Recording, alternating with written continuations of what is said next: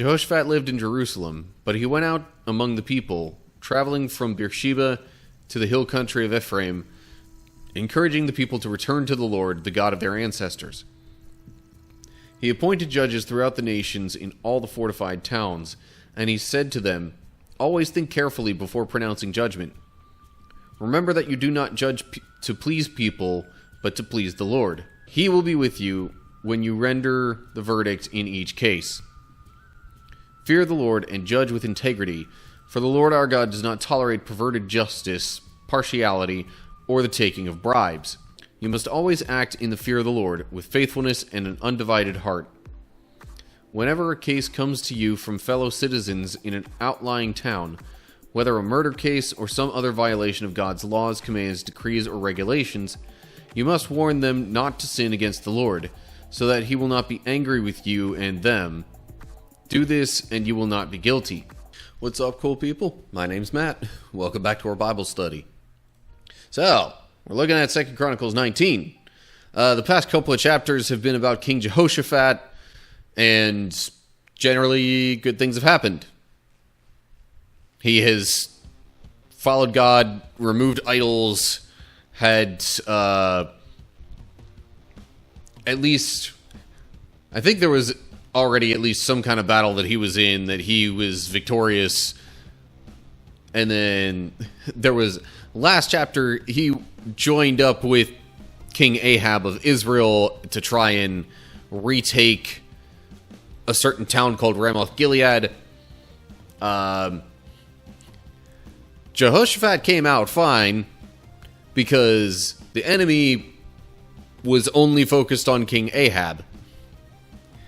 Now, they didn't necessarily even intentionally kill King Ahab, but he still died from a random arrow.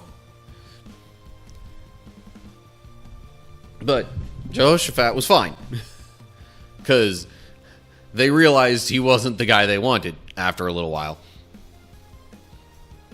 So, we continue reading about his reign in this chapter here, 2 Chronicles 19. So, let's go ahead and start reading. When King Jehoshaphat of Judah arrived safely home in Jerusalem, Jehu son of Hanani the seer went out to meet him. "Why should you help the wicked and love those who hate the Lord?" he asked the king. "Because of what you have done, the Lord is very angry with you. Even so, there is some good in you. For you have removed the Asherah poles throughout the land, and you have committed yourself to seeking God." Apparently, God actually doesn't really like the idea of Jehoshaphat teaming up with King Ahab. Because Ahab did not follow God, didn't worship God. In fact, most, if not all of the kings of the separated tribes of Israel had intentionally worshipped other gods. And, like, I don't know if anointed is quite the right word, but they, like, you know, had priests specifically for other gods. So, like, yeah, it's, I wonder if it's a similar idea to, like, you know, when God told them not to intermarry with the people of other nations around them, because that would inevitably lead them to worshiping other gods. In fact, on a similar note, not only did Jehoshaphat decide to help King Ahab in this seemingly unsuccessful battle, but I forget which one was which, but the son of one of them married the daughter of the other. So they, like, kind of formed a stronger alliance that way as well. So yeah, because of the inclusion of King Ahab and also, in a way, others, I guess, who didn't worship God. This is why Jehoshaphat is kind of ridiculed for, that kind of stuff. But it does say there's some good in him and good things that he has done, like tearing within the kingdom of Judah. He has made efforts to tear down Asherah poles and just idols in general. It doesn't really say where that is going to lead. It just says the Lord is angry with him. So let's move on to verse 4.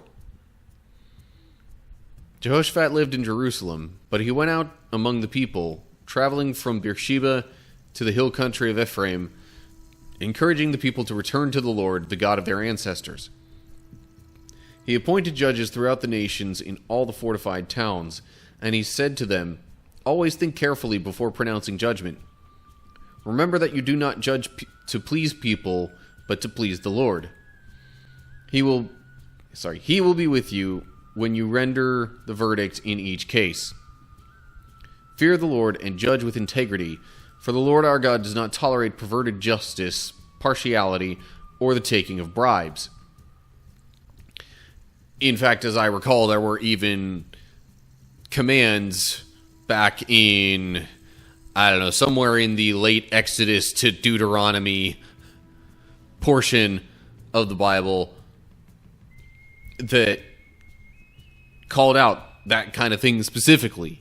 Jehoshaphat might, have his own throne and his kingdom, and his, position, but he's still, in a way, kind of a man of the people. He is still willing to go out there and, talk directly to them and engage them. And not just in, big public speeches either. So he appoints these judges. I guess, I assume they were necessary to some capacity. I don't know what all judgments might have needed rendering that weren't already being rendered. But that's the thing that maybe we'll get some more information on as we continue with verse 8. In Jerusalem, Jehoshaphat appointed some of the Levites and priests and clan leaders in Israel to serve as judges for cases involving the Lord's regulations and for civil disputes. These were his instructions to them. You must always act in the fear of the Lord with faithfulness and an undivided heart. Whenever a case comes to you from fellow citizens in an outlying town, whether a murder case or some other violation of God's laws, commands, decrees, or regulations, you must warn them not to sin against the Lord, so that he will not be angry with you and them. Do this, and you will not be guilty. Amariah the high priest will have final say in all cases involving the Lord. Zebediah, son of Ishmael, a leader from the tribe of Judah, will have final say in all civil cases. The Levites will assist you in making sure that justice is served. Take courage as you fulfill your duties, and may the Lord be with those who do what is right. Okay, so there are two distinct categories mentioned here. Cases involving the Lord's regulations, and then civil disputes. Granted, there was probably some kind of overlap, but you have different people who are kind of like the end, that have the final say in each distinctive category. Cases involving the Lord's regulations, I'm imagining mostly had to do with just the laws that they were given from God, and what kind of offerings to make or what to do to purify themselves, or things around the house or all sorts of things of that sort. Now, there is a footnote here specifically at the word judges. It comes from the Greek version, meaning the Hebrew is uncertain. So, in the manuscripts that they pull from, they use the Greek manuscript to come to the word judges. The Hebrew word there, they're not really sure, so they relied on the Greek in this case. And of course, the manuscripts were just like, you know, some of the oldest copies, essentially, we have of the biblical texts. I mean, it talks about, you know, civil disputes and cases involving the Lord's regulations, especially when the word cases is used there, although maybe not every translation would use that word. Still, I mean, civil disputes in particular, it's like there's literally civil courts nowadays that have judges that do this exact kind of thing. Maybe these aren't like 100% exactly the type of judge we would think of today, but it seems like the role in this case is similar. And it doesn't really say how many he appointed and where all they, like, oversaw or, you know, heard cases from. I imagine it would have been a good idea to have a decent spread throughout the kingdom.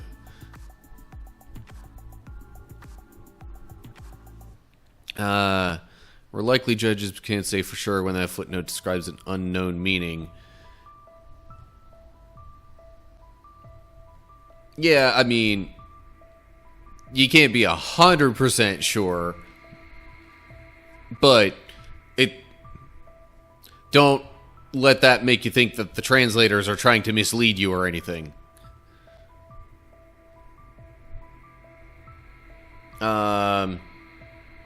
So, in verse 10 here, he meaning the king, is telling these appointed officials to warn those bringing their cases to them not to sin against the Lord. There were probably specific ways in which they were not to sin. I mean, obviously, don't sin against the Lord in general. It's like, come on. But there might have been very specific things where it's like, you know, don't try and preempt or whatever. I don't know if that's the best word, but like, don't try and render your own justice before hearing the verdict of the judge or something like that. Yeah, okay, like, we all sin from time to time, but it's not like we're all constantly sinning every moment of every day. I'm still inclined to think, though, in any case, that there might have been specific things not to do that would, like, affect God's view of the people involved and or the judgment to be made. Such as trying to take matters into one's own hands rather than waiting on the judge's ruling, or maybe going and committing some other crime in the process, or, you know, in the meantime.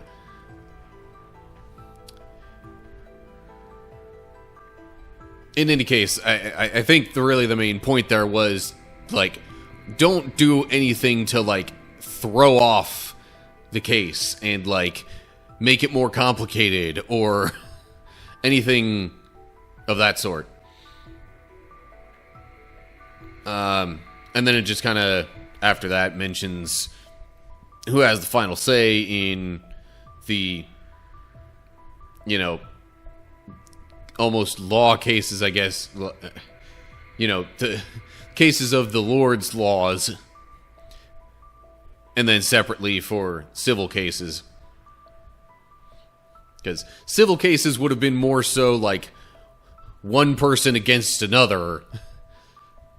The other cases involving the laws and regulations would have just been like an individual person's actions of, say like, you know, not honoring the Sabbath, or like being ritually unclean and possibly making some other people or things around them unclean. Of course, if it involved other people, it maybe could have been a civil case. So, like I said, potential overlap of the categories. But anyway, yeah, that's kind of all we got in this chapter. On the shorter side, for sure. I don't really have any other particular thoughts, though, so I guess that'll do it for 2 Chronicles 19. Okay, so, God's a little bit disappointed that Jehoshaphat made allies with King Ahab, because King Ahab does not seek the Lord at all.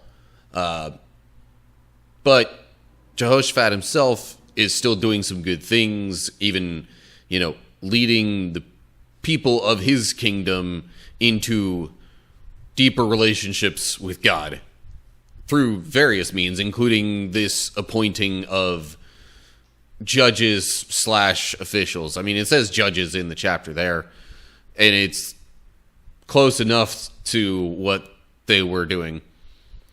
But yeah, that's really about all we get in this chapter. So, as always, like, share if you enjoyed the video. Subscribe to the channel, click the bell to get updates when I post new videos. Look down in the description for links to social media pages, as well as my Discord server and my supporter page for other ways to keep up with what I'm doing and interact and all that. And of course, down below all that, you can leave your thoughts and questions in the comment section. So that's it for now. Hope you're all doing well. Hopefully I'll see you soon for another video. But whatever the case is, till next time, stay cool, people.